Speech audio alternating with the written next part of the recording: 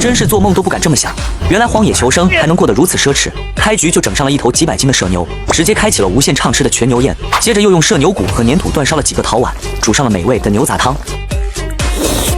而为了食物的多样性，他们又整上了嘎嘣脆、薯片味的烤松鼠，还有这鲜嫩又美味的烤鳟鱼，更是看得远处的熊大都馋得直呼要入伙。本期的荒野独居野兽篇，三人将挑战不带任何装备，在北极圈的原始森林中生活30天，坚持到最后的将会获得100万奖金。比赛当天，节目组会在指定地点给他们投放随机食物，他们需要根据信号弹发射的方位，尽快赶往物资地点，以免食物被此地的野生动物捷足先登。经过一路小跑，他们总算是顺利找到了投放食物的地点。这次节目组为他们准备的是一头成年公麝牛，看着厚厚的皮毛，一看就是个不好处理的硬货。在没有任何切割工具的情况下，他们也只能寻找合适的石块，打磨成锋利的石器。现在他们要从最不弱的腹部下手，将麝牛进行分割。在接近30度的高温下，麝牛尸体将会加速腐败，而且血腥味也极大可能吸引附近的野兽，因此他们必须速战速决。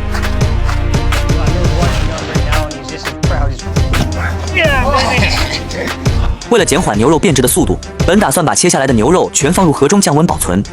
但河岸边出现的新鲜熊脚印，立马让他有种不好的预感。熊的嗅觉异常灵敏，能嗅到30公里外的食物气息。他现在也只能祈祷水能掩盖牛肉的血腥味，不会引来这麻烦的大家伙。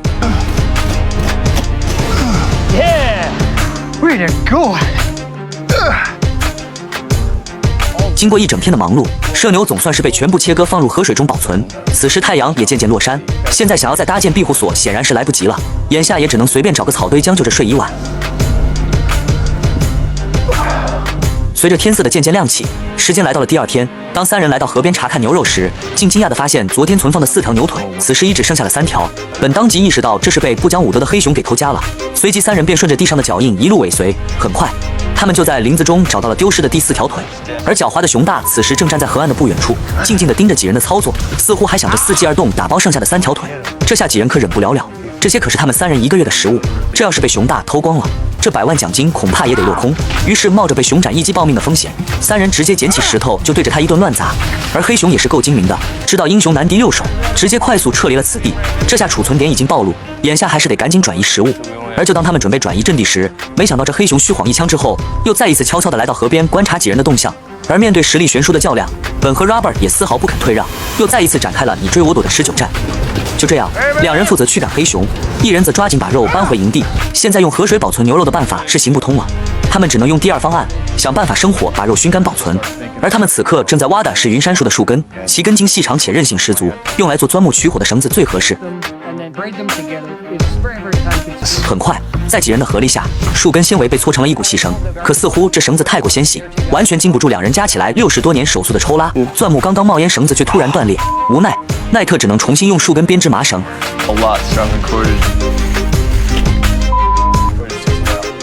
可经过3人多次的尝试，最终都因绳子的断裂而失败。而就在此时，熊大又不合时宜地过来打探敌情，这让几人无处发泄的怒火直接撒在了他身上。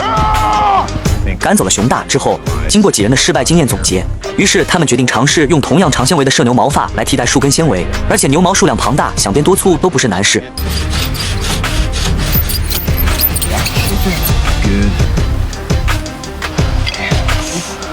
最终，在牛毛上的加持下，3人总算是把火给升了起来，有了火堆的保护，这下他们的人身安全也得到了极大的保障。很快1天过去，时间来到了第3天，废寝忘食的忙活了2天之后，3人总算是想起来自己都48小时滴水未进，再熬下去可就要打破挨饿的3天饿9顿的记录了。于是他们开始搭建烤架，然后把牛腿肉切成条，以烟熏的方式杀灭即将变质的牛肉细菌，以便更持久地保存大部分的储备粮。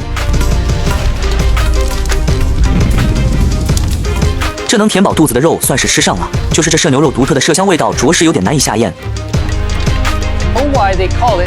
It definitely tastes like a musky ox. 在绚丽极光伴随下，又是一夜过去。第4天的大清早，奈特就在一处斜坡上忙着清理场地。那么你猜他这是打算做什么呢？